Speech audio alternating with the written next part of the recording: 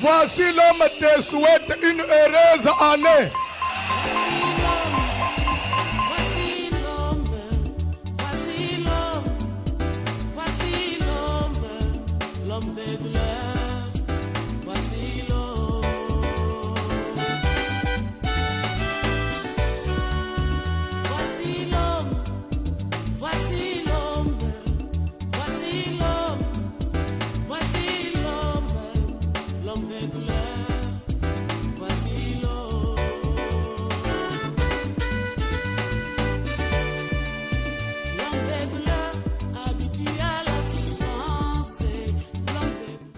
Vous confondez.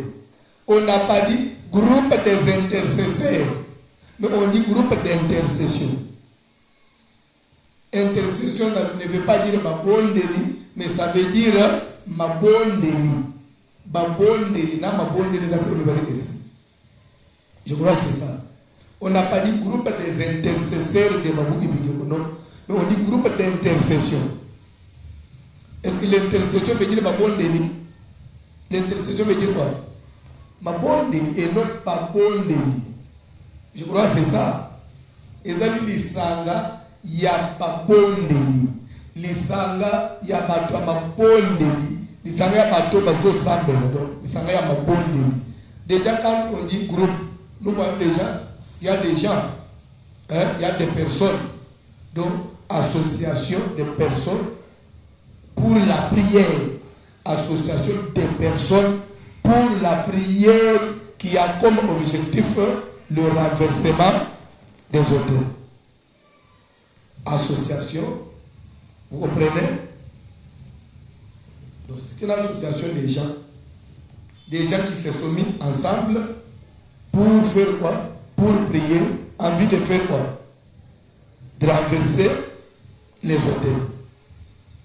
Aujourd'hui, et les sango et botami comment? Juge chapitre 6, parce que c'est la parole de Dieu. Juge 6, 25, rapidement. Tout est mis. Nous tenons sur le élément, tout gagné temps.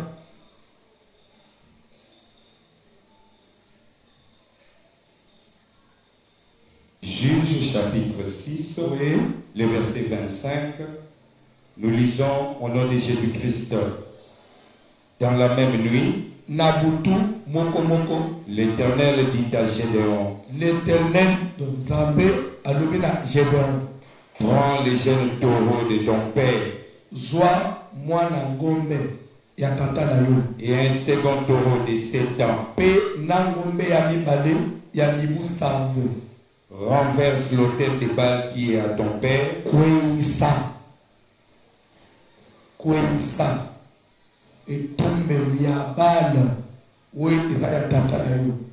Et abat le pieu sacré qui est dessus. Pe buka sani ya makila obacheli kolo. Tu bâtiras ensuite et tu disposeras sur le haut de ces rochers okobongisa pe okotonga kaka ndikolo na libanga moko moko wana un autel à l'Éternel ton Dieu. etumbelu mpona Yawe nzambe na yo. Tu prendras le second taureau okozwa ngombe ya mibale et tu offriras un holocauste avec le bois de l'idole que tu auras abattu. okopesa mbeka kaka na bakoni ya ekeko oyo kobuka. Gédéon prit 10 hommes parmi ses serviteurs. Gédéon azwi basali zomi na kati ya basali na ye et fit ce que l'Éternel avait dit. Pe asali oyo nzambe alobaki na ye. Mais comme il craignait la maison de son père et les gens de la ville, abandaki kobanga ndako ya tata na ye pe azobanga bato ya mboka, il l'exécuta de nuit et non de jour. Lorsque les gens de la ville se furent levés, voici l'autel de Baal était. Le pied sacré placé dessus était abattu. Et le second taureau était offert en holocauste sur l'autel qui avait été battu.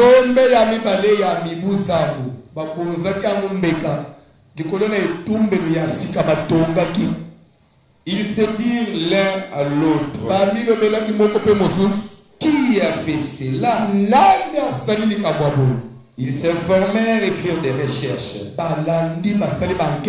On leur dit, c'est Gédéon, fils de Joas, qui a fait cela. Alors les gens de la ville dirent à Joas, fais sortir ton fils et qu'il meure, car il a renversé l'autel des Baals et a battu les pieds. Joas répondit à tous ceux qui passaient à lui, est-ce à vous de prendre parti pour Baal? Est-ce à vous de venir à son secours? Quiconque prendra parti pour Baal mourra avant que le matin vienne. Si Baal est un Dieu, qu'il plaide lui-même sa cause, puisqu'on a renversé son autel. Et en ce jour, l'on donna à Gédéon le nom de Jérubbaal, en disant que Baal plaide contre lui, puisqu'il a renversé son autel. Amen. Bolandangai très bien. Les alités étaient, mais à exposer. Je voudrais d'abord que vous puissiez comprendre comment est-ce que la vision de JDB est née. Et lorsque cette vision est bimaki, s'il y a des survivants parmi nous, et Zalaki n'a en plein makas, on faisait des descentes, on faisait des campagnes. Presque je dirais même na Kinshasa. Tokende ti to sala campagne na terrain na Kinkole na se. Ba triomphal. Centre féminin Maman Mobutu. Jardin botanique, jardin zoologique. Fikin. Plusieurs fois. Église, n'en parlons pas. Et dans notre vision, c'était que chaque mois, on devait avoir une rencontre. Pourquoi une rencontre? Parce qu'il s'agit d'un groupe. Il s'agit d'une association. Les gens ne peuvent pas être dans un groupe sans que Bakoutala. Parce que le groupe n'est pas groupe. La vision est comment? Bon, voici l'homme, il a toujours enseigné comme il en a d'habitude. Mais il y a qui arrivé en 2006. Na yekote ya nzamba yekopesa biso révélation c'est Juge 6 au total de la verset 25. Et j'ai prêché sur ça. Et j'ai parlé plus sur les hôtels de famille. Quand elle dit ça que c'est bien. Et le salaire est individuel. Mais le salaire est individuel. Dans le niveau d'abord, il y a rencontre, il y a Moutounanzabé sur le plan de l'âme. Sur le plan de l'âme de la personne. Mais sur le plan de la vie physique, le salut n'a jamais été individuel. Ça, je voudrais que le sim. Salut physiquement est individuel. Mais salut sur le plan de l'âme, de l'esprit qui doit être sauvé comme âme de la personne. C'est là où Jésus-Christ dit le salut est individuel. Mais le salut sur le plan, il y a vie sur la terre. Le salut n'a jamais été individuel. Pour preuve, je vous donne les exemples, les versets de la Bible.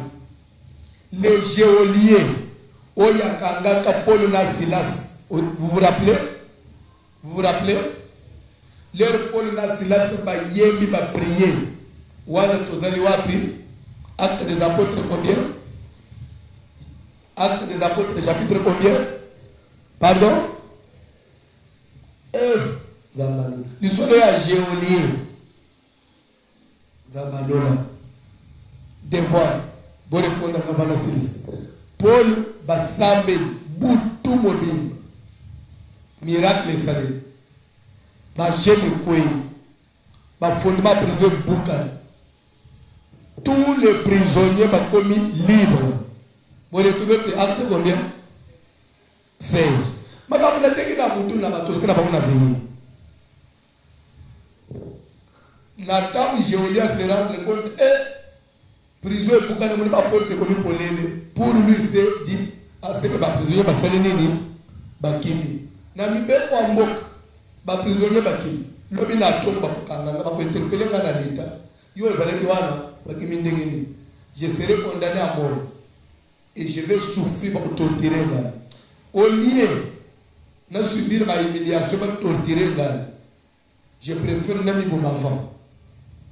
Na mona kaka ngalo bité. Je voulais que mbango zu épée amikata mutu pona nini bato anga ni ba prisonnier bato à l'État bakimi lobi na kosamba na nganda ku. L'État lingami boma pona ne te fais pas du mal. Yaka. C'est vrai, prison Boukan. Bachel et Koué. Mais tout le monde qui imite. Nous tous on est encore là. Amen. Voilà parce que les prisonniers ont été malades. Papa, yo na bolo chaîne et Koué mire Boukan. Hôtel Mosela. Hein? On l'a pas moulé moutoumoko. Amen. Bango ba kimite. Parce papa wana ya tala toriche baza bango nyonso nde na kobanga wana tuni mais talaka bato baza plus de 1000 baza suna ba chaîne te yo za yo moko ozongisa ba chaîne buka katani mire buka ni ba porte bébé atuni bango mena bokomi libre. Ça s'est fait miraculeusement mangana osuka wapi. Alors dites-moi aussi Dali Kambo, que dois-je faire pour être sauvé? Que lobby, les radeaux vont être sauvés. Et lobby, l'État, c'est clair?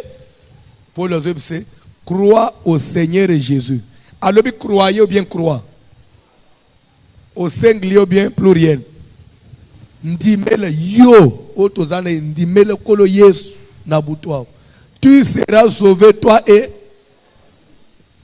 salut à communautaire ou bien individuel. Oh, tous ensemble. Salut plus toi individuel ou communautaire.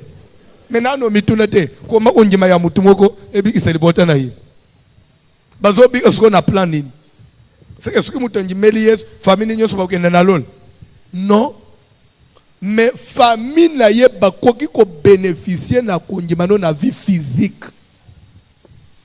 Ndakisa. Mubali na yo asambela ate. Aza païen.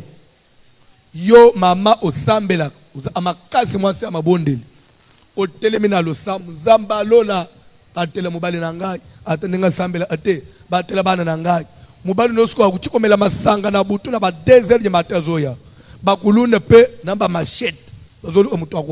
Yo nanda unzamba lola mubali nanga papa soki lelo likame zuye ngai na usuka wa yo luka ka bolamu ya bana na yo nzambe akotinda ba ange ba intervenir mubali ya masanga wana akutana na bakuluna te pona nini po soka kutana na bakuluna yo na tongo ukuzana nesengo te ukosufrir nzamba zo bikise na onyima ya nani.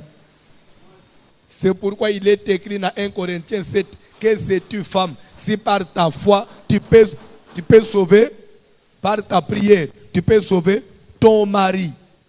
Sauver ton mari. Ce n'est pas sauver du salut, mais sauver ou épargner yena makama. Est-ce que tu sais comprendre? Tu sais comprendre? Ce qui m'a masala aba offrande ba rachat pour na bana na ye. Ataba sambela ate. Nzamba ko visiter bana wana physiquement. Akopambola bango, bazui misala po basunga mama na bango. Mais ce Yesu ayeba okenda na lola te. Parce que pour condition ba kenda na lola afin que quiconque croit en lui ne périsse point, qu'il ait la vie éternelle. Pour avoir la vie éternelle, il faut croire personnellement, individuellement. Il faut moutoyer en Jésus. Mais pour bénéficier de la grâce de Dieu, je peux bénéficier de la grâce de Dieu à travers Kondima Bande Onanga. Pour votre information, Paul et Silas, 2 personnes, ne pas prier dans la prison, oui ou non? Et le reste des prisonniers, va prier in Abango. Mais lorsque l'ange est descendu dans la prison, les ba mira yebukan, ba chaîne katan. Bible, les liens de tous les prisonniers firent. Ba prisonniers musunyo sur besoin de délivrance. Ba prier qui? Mais besoin de délivrance pour nani? Pour bazala ki bolo omoko na Paul na Silas. Lokola nzamba ki bolo kwa ne bukani. Na ba o ba yeba ili kambute ba sali nini ba bénéficier. Lelo suko renverser ba hôtel ya famille bino bien. Na bande ono ba payemba ozwa mabala oye na famille. Ce loi est quoi? Et quoi pour libérer? Je vous donne un autre exemple. Esther na Babylone. Tous les serviteurs du roi et tous les peuples du royaume savent qu'il existe une loi portant la peine capitale à quiconque entre chez les rois sans y être invité. N'a la vie sauve que celui à qui le roi tend son spectre. Malgré la loi, cette loi-là, malgré la connaissance de la loi, allez gêner pour moi 3 jours, 3 nuits. Moi aussi, j'ai gênerai avec mes servantes. Et après quoi? J'entrerai. Après Esther, au tiers par roi. Le roi c'est roi tomboli lingend. Lisez la Bible au monde. Après Esther, makambu ya loi etikala pour Esther utana suna mubali ekwei. Même moi, je suis un asima. Uta déjà loi ici salini. Parce qu'il y a une personne qui a lutté pour quoi il loi. Ça dit qu'il y a des prières que nous faisons. Ce qui est délivrance, c'est que la famille, que tu peux pas libérer. Quand l'hôtel est renversé, c'est fini. Le chemin est ouvert. C'est clair? Est-ce que d'apprendre nous tous comprendre? Est-ce que vous comprenez bien?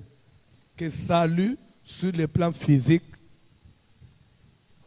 ils allaient communauté, sur le plan de l'âme, sur le plan d'aller au ciel, de la vie éternelle, le salut est individuel.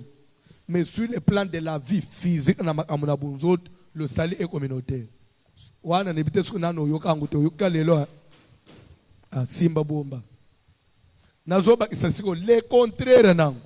Les contraires, la condamnation sur le plan physique, la condamnation elle est communautaire. Sur le plan de l'âme, la condamnation elle est individuelle. Même chose, vice versa. Nakufungula bino muke? Oh. Bozolanda to bozolanda te. Boyebili solo ya Jonas. Jonas c'est qui na likambu oui ou non? Jonas amatina masuwa ya batu oui ou non? Bato baziki na masuwa baziki na likambu na Nzambe. Ba mesana osala ko mesa na bango ba utana na likamate.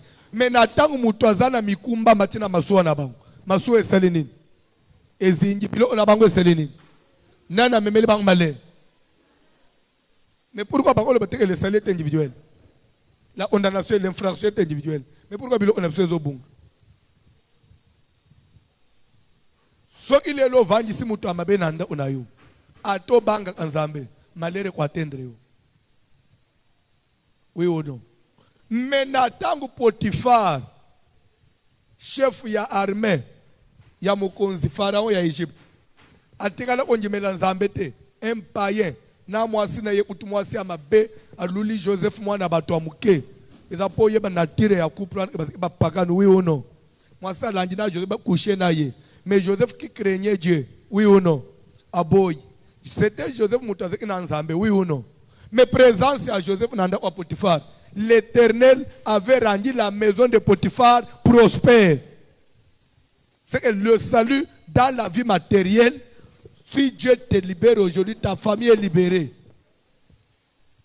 Est-ce que vous connaissez Ndeni wa Potiphar ezo pambula ma Potiphar njimeli Nzambe te. Nzambe ya Joseph a pambula nda wa Potiphar. Oui.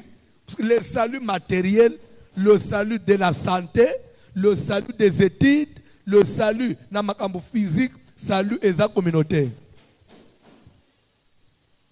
Hein? Ndenge moko soko kanga obali mwasi ya mabe atoza na onction ya ndenge nini oko échouer na vie. Parce que là salut eza individualité. à détruire vie na yo. Mais ce qui est soyez, vous allez sauver. C'est pourquoi on dit, Dédé, ils seront sur les lits, moi vous allez prier, moi vous allez ça pour le salut de la vie éternelle. Mais ceux qui vivent dans la même maison, si Dieu bénit papa, même sa femme ne prie pas, Zamba Pesio Moutou, au sommet ma pam. Moi, je vais bénéficier. Au Libanais, ça les individuels, Kouliam Bon Nangate, ils ont mon anazam.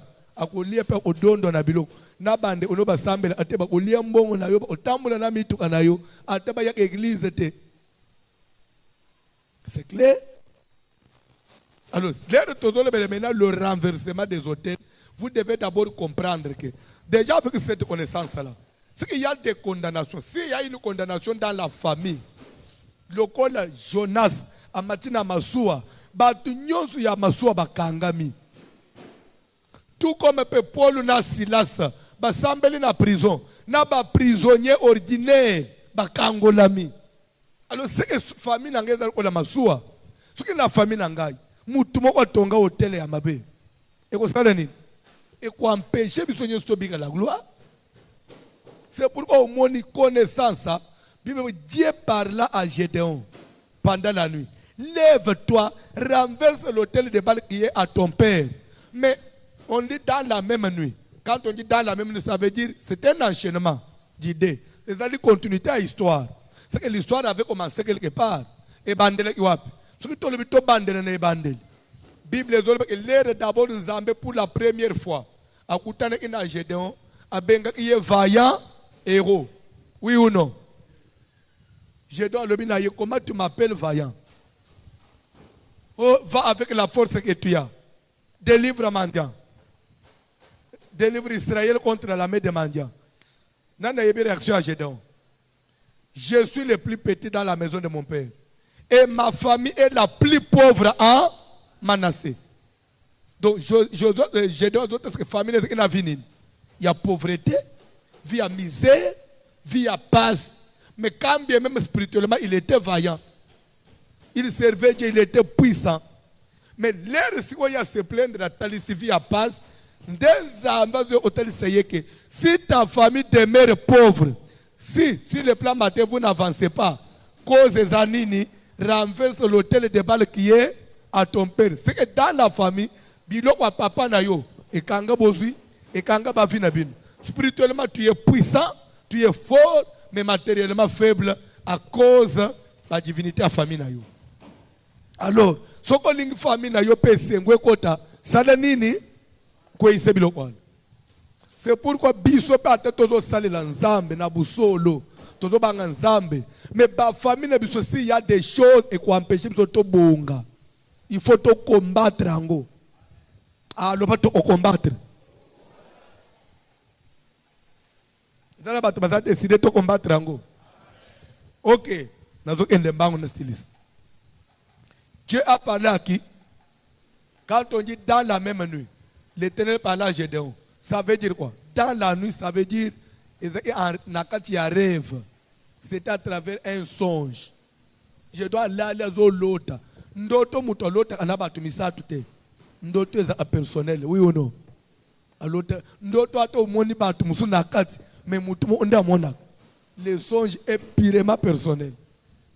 Alors tu ndoto na ye mo na mbeto na ye na pongi na ye nzamba sololi na ye pe nzamba ibisete que luka bato lève-toi au singulier, renverse l'autel de Baal qui est à ton père au singulier. Mais la Bible dit que lorsque le jeune homme s'est réveillé, sagesse soit sale. N'a renversé l'autel de mon père.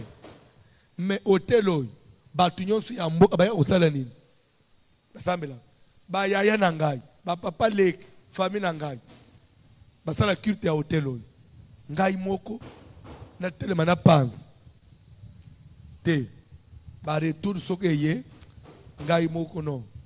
Bible dit que Gédéon directement il partagea la vision avec quelques serviteurs, à 10 parmi ses serviteurs. Il avait beaucoup de serviteurs, mais il a partagé avec les 10.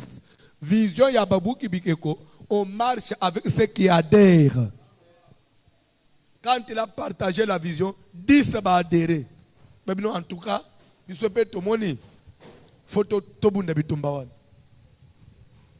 Je peux vous ajouter quelque chose. Bateau va adhérer à la vision de Gédéon. On n'a pas dit il partageait la vision avec ses frères, non, ses serviteurs. Ça veut dire que même s'ils n'étaient pas de la même famille que Gédéon, mais ils ont adhéré à la vision. JBB pona lingombate, JBB pona lisangate. Lero tozo ba ba musuba zo ba o omoni ba lobe pona lingombate eske ba ngibalo ba ke balungwa seka. Eza ozanga ku comprendre. JBB pona lingombate ngoba nini? Vision ya ku renverser hôtel. Ate uza mutu catholique. Du moment où on comprendre que la famille ba hôtel ça. Ko sala nini? Mama lobe ozayas communauté nini? La borne. So ndenga yeboy, il faut dire non. Pour prier là, il faut y aller à Sega. Non. Est-ce que vous comprenez? L'air de à radio. À radio, tu as là, tu as Sega. Moutounions, même païen, na moutonne sur la Zolanda Matei, au Rangaye. Oh. C'est-à-dire, il y a des visions, une fois mouton sepélam, même à Taza, musulman, il y a un renversé hôtel. Est-ce que vous comprenez un peu ça? Donc, JBB, c'est une vision qu'on a exposée. Toute personne qui comprend que non, il est intéressé par rapport à Matthieu, à telle famille. Ah, ce qui te dit, tu as renversé, tu as salani, tu as bref, bitumba ya famille, babunda kanguyo mokote. Pourquoi on a créé un groupe d'intercession? Parce que Gédéon n'a pas renversé l'hôtel lui seul, il est allé en groupe. Vous comprenez? Gédéon n'a pas agi seul, il a agi en groupe, oui ou non? Nous aussi, nous voulons agir. Même si voici le matin, ngande na teyaka, likambo famille na osazarde ngamo ote, na kulinga toke ndebiso nyos. De père que famille na ngape la lisangai. Ce que tous ensemble, ce que ba simba ngai, mo ko résister. Ba simba koto, ozo comprendre hein? Bitumba famille bakenda kayo mo kote. Pona nini? Poni bakenda kayo mo kote. Puisque il s'agit d'une divinité, il s'agit d'un temple, il s'agit d'un culte de Baal. Ce culte de Baal rassemblait beaucoup de gens de la ville et voire même de la famille de Gédéon. Il y avait les gens de la maison de son père et les gens de la ville, oui ou non? Ça veut dire quoi? Qui dit hôtel dit les lois. Les lois qui ont été votées, oui ou non? C'est un principe de règles qui ont été établies.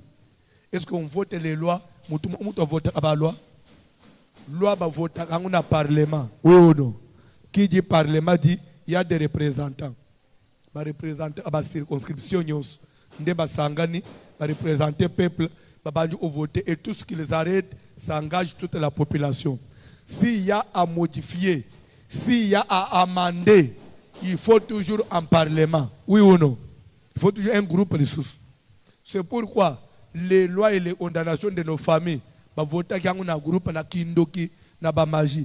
Bisope poto panzango, il faut que en parlement. Yango yoka toboa kaka JBB ba parlementaire na nkolo. Ba parlementaire na sens ya ke batoyo ba vota ka pe bato ba revisaka. Vous comprenez pourquoi tu benga ba parlementaire na nkolo? C'est que prière to saka na radio an, is prière ba parlementaire. Bato ba vota ka ba loi.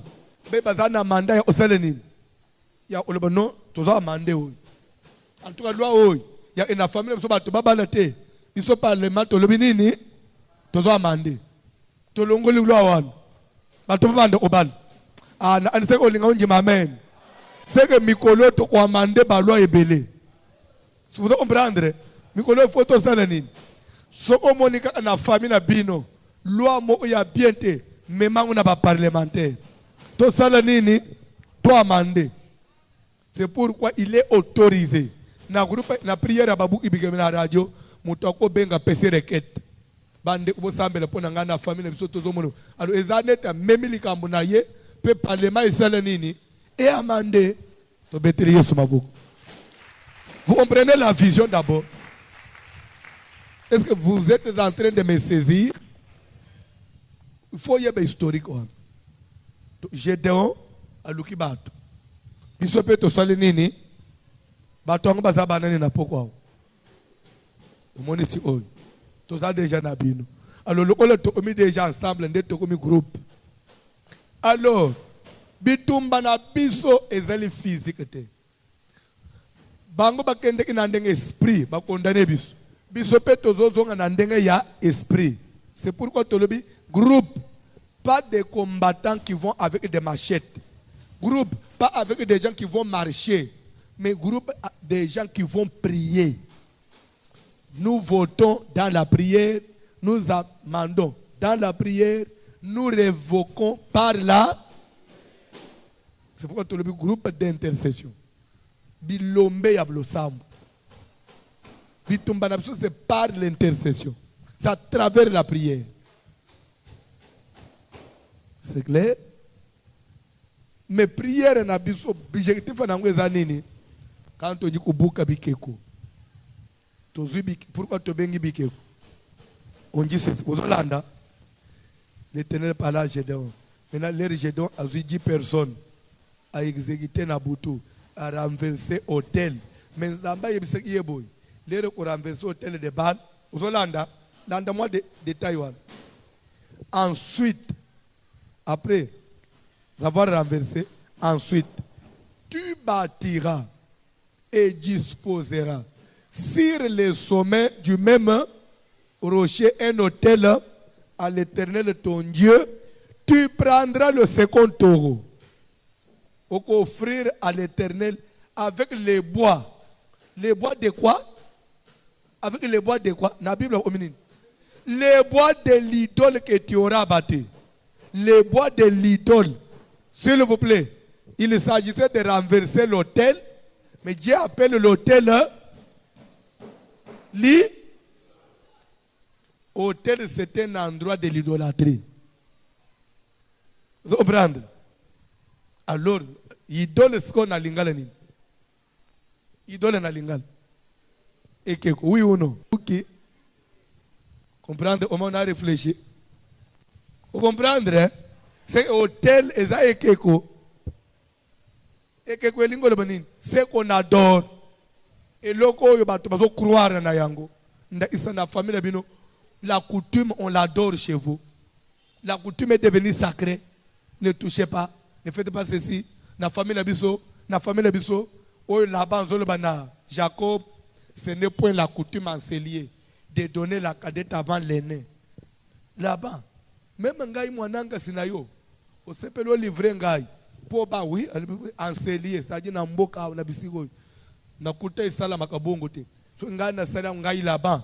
Na ozali kamna bato mboka. C'est pourquoi na côté na yelio leya na place ya c'est que eloko trahir via racheter les anines. Coutume. C'est pourquoi le jour bazo kima Rachel a kende ko salanin ko dérober bike kwa tata na ye. Vous comprenez? A comprendre ba coutume ezo na babike koy. Nda buki bilo on. Rachel soki ayelelo c'est kaza membre na biso ya babuki. Rachel azamu buki bike. Toko betele na mabuki Rachel mu buki bike. Sauf que Rachel mu buki bike comme mal orienté. A buki bike comme mais accueille bien te au lieu abima joribal mais bike ko selenini eleye. Soko tangli kambo Rachel bike ko lia mutu bitumbo tozo ban e ko melayo.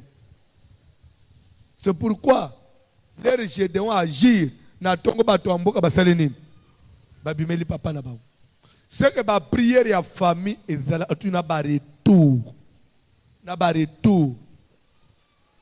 Makambo to banjo ezala ba retour. Lo bana le retour.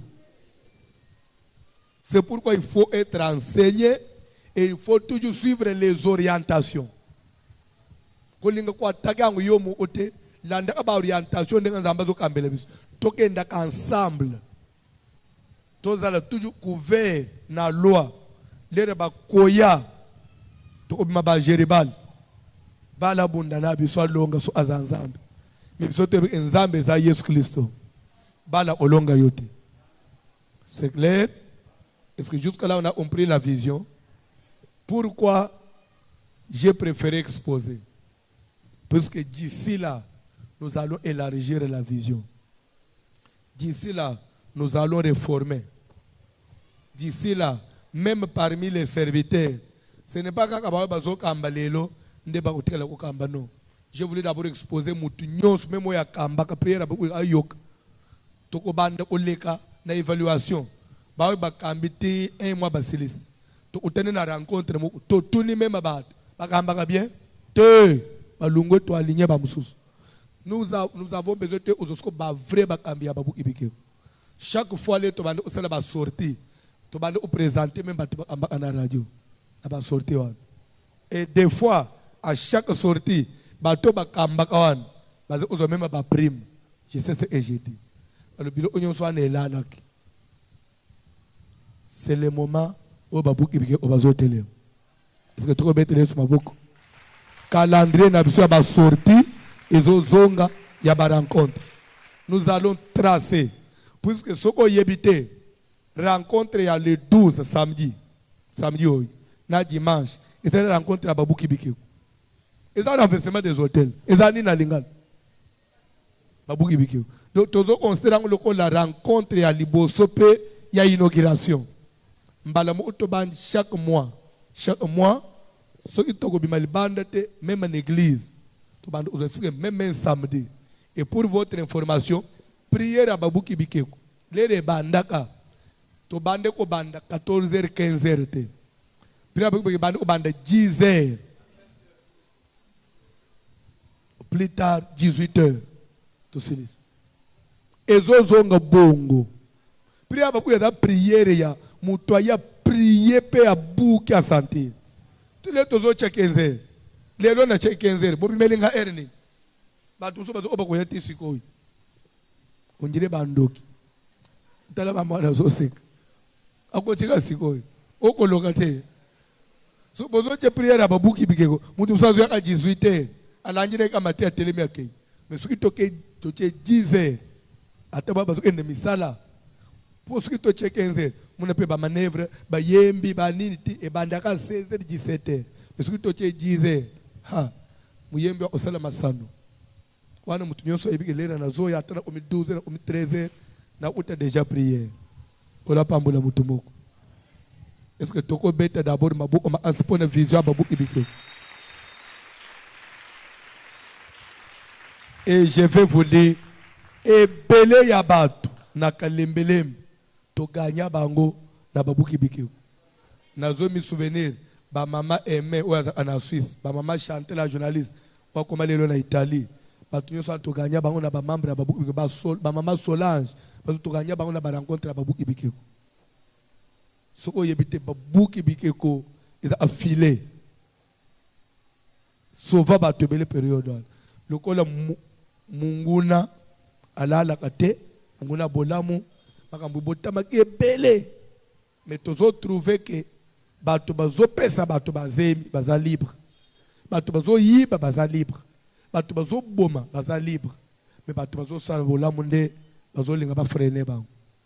Ce n'est plus le moment. Amen. Ce n'est plus les moments. Nous voulons servir le Seigneur. Bible les autres va servir l'Éternel pendant qu'il se trouve. Et comme dans un moment moussous grâce à l'équipe,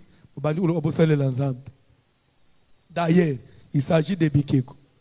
Nous sommes pas Ikeko. Amen.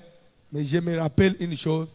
J'avais dit à Bande Omoko, Babouki Bikeko, tout ça l'alliance. Nous sommes beaucoup à combattre Babouki Bikeko, à Kokouf. Babouki Bikeko est pour me te belé depuis fan. Tous ceux qui combattent, belé bazana sama belé. Je suis pas tellement Babouki Bikeko.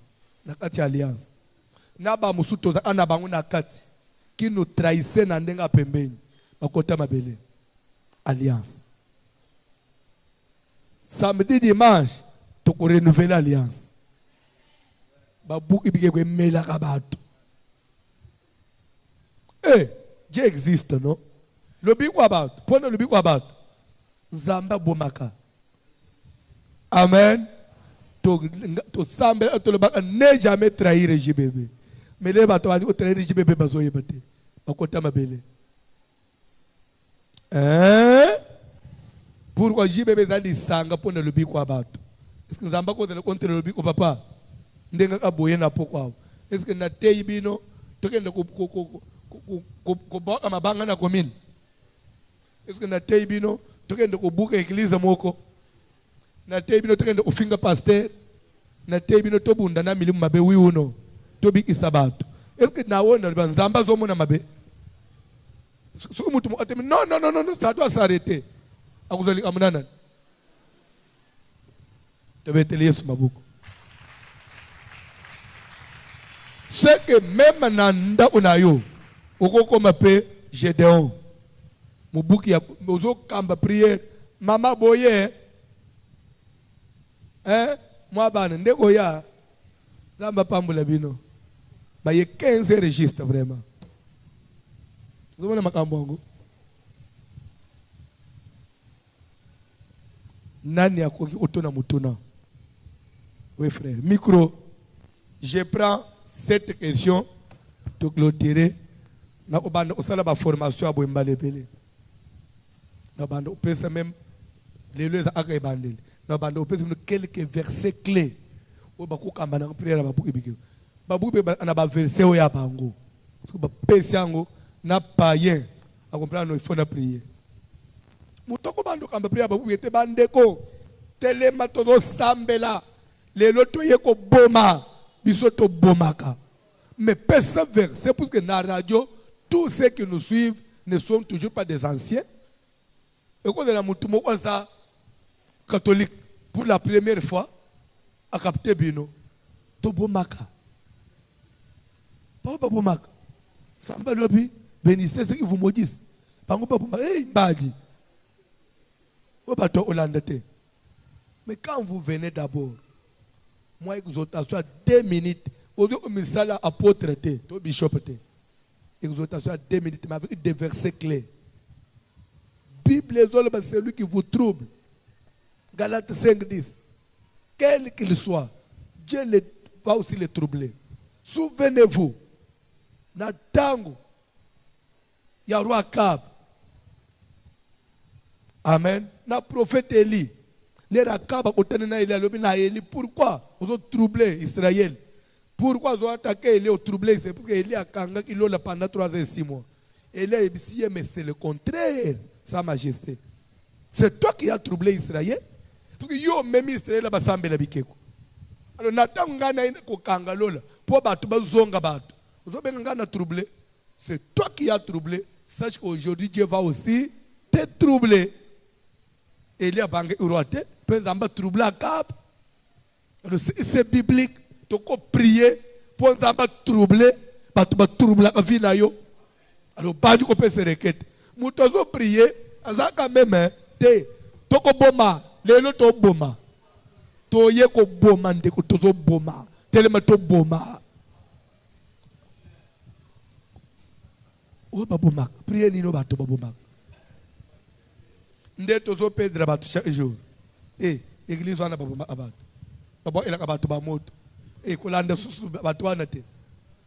Nous perdons. Pourquoi? Il n'y a pas des arguments pour convaincre. Il faut que nous chaque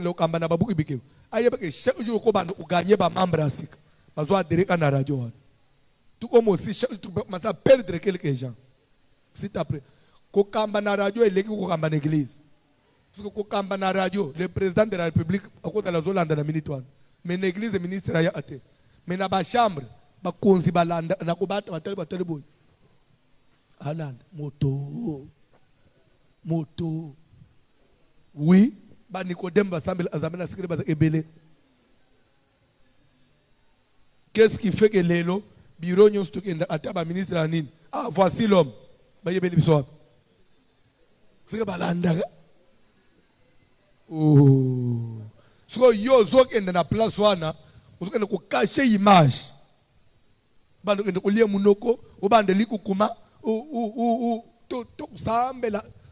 qu'il faut acamber mon modèle? Aux une journée, tu n'as même pas eu le temps autant à ta Bible.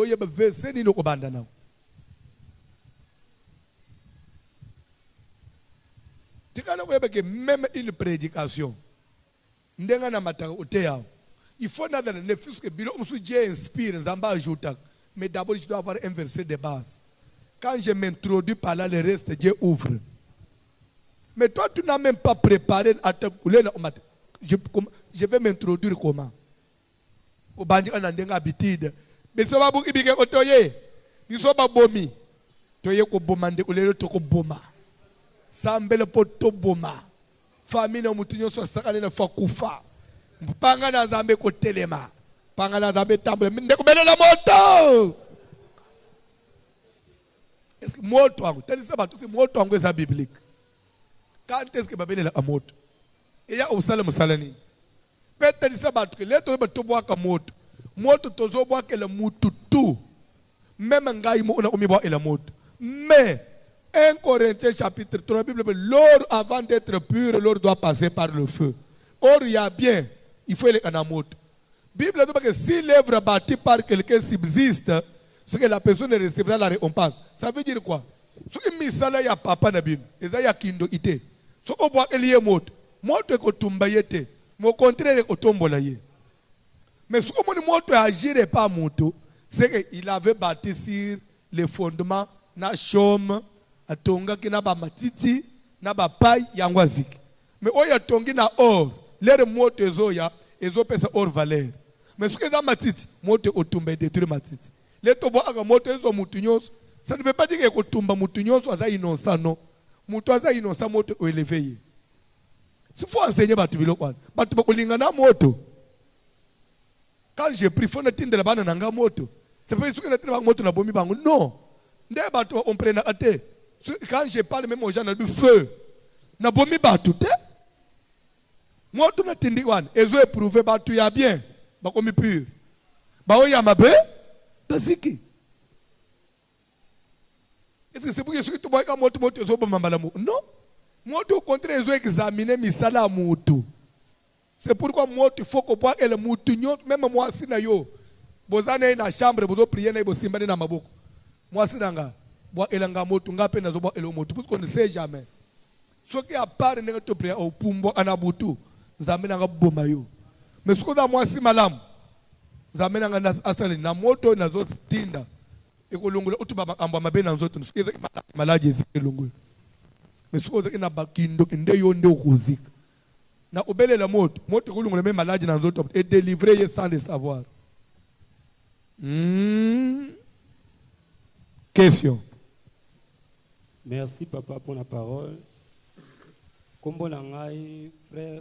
Toza la rapide ngonga nangai komi muke. Kombo nangai frère Samuel Mutombo na bana komina kisensu na sambe na kalembelini. Yo zi kombo Mutombo wapi yope. On est infraction.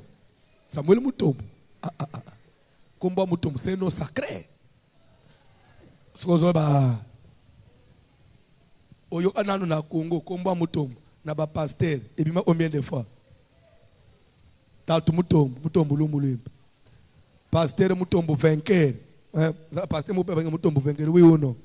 Tatu Mutombo benga Mutombo achul. Mutombo vainqueur. Mutombo voici l'homme.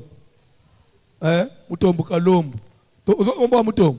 Ezaka na ba pasteur rebelle. Tangelanga kombo musuna ba pasteur bimebele. A part ya Mutombo. Na Kishasa kombo ebimana ba pasteur rebelle a part ya Mutombo.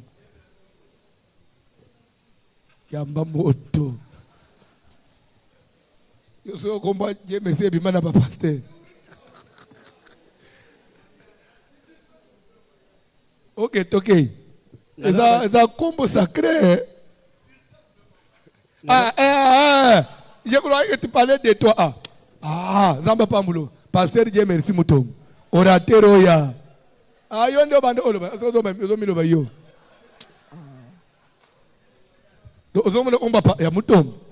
On va passer les autres cartonnés. Le banane, il y a yo. Et c'est ça la passer, il y a Bosch pasteur. Il y a Bosch, il y a batterie Bosch, bougie Bosch. Mais il y a pasteur. Il y a pasteur. Là, on a eu dis-moi, il y a bougie Bosch, batterie Bosch. Nazana ba question mbali papa. Tona papa Mutombo tona. Question liboso. Munda pe okoma pasteur. Merci papa. Nana omba basala nzambe. Merci. Question liboso ezali olobi sali ya komata na bako kena ciel ezo concerner mutuye moko. Oui. Sikoyo soki na sambeli mwana wa bébé sikoyo ye azwa sali na nzela nini? Papa, maman, oh bazana bana ba bébé, so iye soyez bana na bango baza sauvé à travers les parents parce qu'ils n'ont pas encore la conscience. C'est pourquoi nous baptisons que Moutoaza majeur, parce que nous disons c'est l'engagement d'une bonne conscience. Oh yazana majorité, Dieu ne tient pas compte de sa conscience, mais il tient compte de la foi de ses parents. Merci papa. Yami balezali, bon biso toza ba inspiré tozo landa mukama nzambe. Bible nangaza la Bible du Seigneur. Awa na verset 25. Vous allez sentir Aza serviteur aspirant, Azola Amwazam, c'est pour Aza la version Bible du Sommeur. Donc, papa, nazo se pele na bilo amodelo. La Bible du Seigneur. Papa, n'a besoin.